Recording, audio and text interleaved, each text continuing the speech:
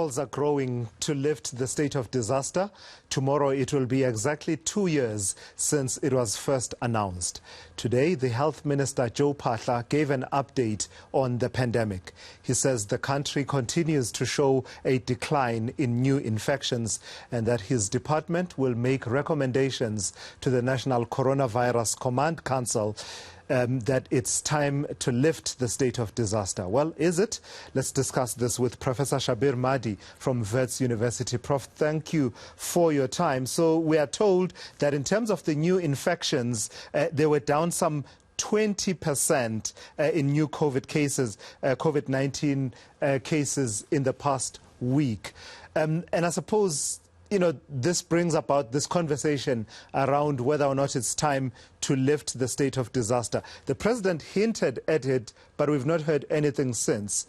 Are we slow to move in line with the trajectory of the local epidemic of COVID-19? Good evening. Thank you for having me. And the short answer is certainly so. The state of disaster has become obsolete some time ago already, and I find it totally surprising that a country such as South Africa is still talking about the number of COVID-19 cases rather than the number of people that are being hospitalized and dying from COVID-19, which is at an all-time low since the start of the pandemic. In fact, right now, as has been reported by the NICD and the National Department of Health, for a few days, there were 0 deaths occurring from COVID-19. The pandemic is no longer about trying to prevent infections. That boat had sailed a long, long time ago, even before the Omicron wave started. And that is the reason why many other countries, the United Kingdom, Belgium, many of the Scandinavian countries have pretty much done away with all regulations trying to reduce infections because there's high levels of protection against severe disease and death. And in fact, in South Africa, we're actually probably better off than the United Kingdom and many other countries that have lifted all restrictions, in that the type of immunity that has resulted in South Africa confers even better protection, not only against severe disease and death, but also because of infection. And the reason for that is that immunity that exists in South Africa is a combination of immunity that has culminated from infections as well as vaccination. And that combination is much more potent in protecting people not only against severe disease, but also in protecting people against infection. So many of the regulations that still currently exist because of the State of Disaster Act are completely obsolete and in fact are doing more damage than there being any benefit to keeping it in place. So, when you hear, for instance, tomorrow there's going to be the Soweto Derby and the soccer fans have been wondering, why? Why do we continue to have these restrictions and, they make absolutely no sense? Would you understand their frustration at some of these restrictions remaining in place? Absolutely. And it's all because of the state of disaster that we've got ridiculous regulations still in place that are completely unfit for purpose. This is because of the state of disaster, and this is the reason why it should have been lifted months ago already. We've been advocating for it for more than 3 months, even before the Omicron wave. It is simply unfit for purpose. And as you indicate, it's actually doing more harm than good, because when soccer fans can't go to those sort of events, there are other livelihoods that are also being affected. Those people have to go to those places to sell their wares as well. So absolutely no reason why FNB Stadium or Soccer City can't be filled to capacity tomorrow. Absolutely no reason, because that is what is happening in the United Kingdom, and that hasn't come with an increase in number of COVID-19 hospitalization and death.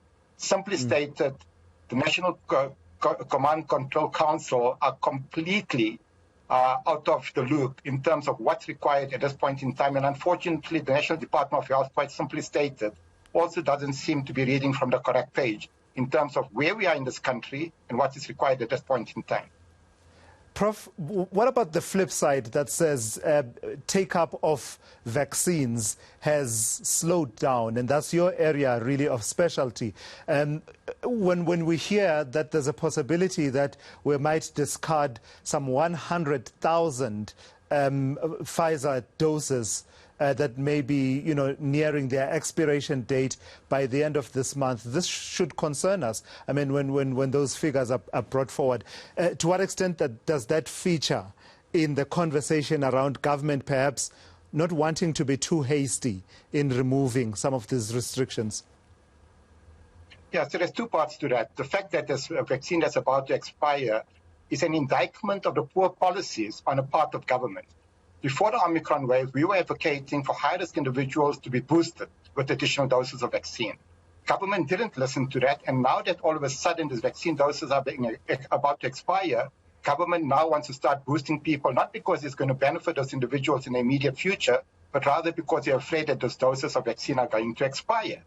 So if they had listened in the start, we would actually have benefited from those vaccines, and we wouldn't be put into a situation where vaccines were going to expire. Now, the other side to the answer to that question is in South Africa, after the Omicron wave, 80 to 85% of people, even if they haven't been vaccinated, have developed protection against severe disease and death. And that is because of them having been infected at least once since the start of the pandemic. That natural infection induces good protection against severe disease and death. People above the age of 60 and those with underlying medical conditions, certainly they still need to get additional doses of vaccine to protect against severe disease and death. But pretending that we need to get 70% coverage of the population before we can lift the state of disaster, again, simply stated, is completely oblivious to the reality and oblivious to the science, where we don't need to get 70% of the population vaccinated to get protection against severe disease and death. Inadvertently, we're already there because of a consequence of a high force of past infection, which itself tells us that all of the regulations under the state of disaster that tried to prevent infections pretty much failed. All it did is that it spread out the infections over a longer period of time. All right, Professor Shabir Madhi, I've got to thank you for your time as always and your insights here on eNCA. And that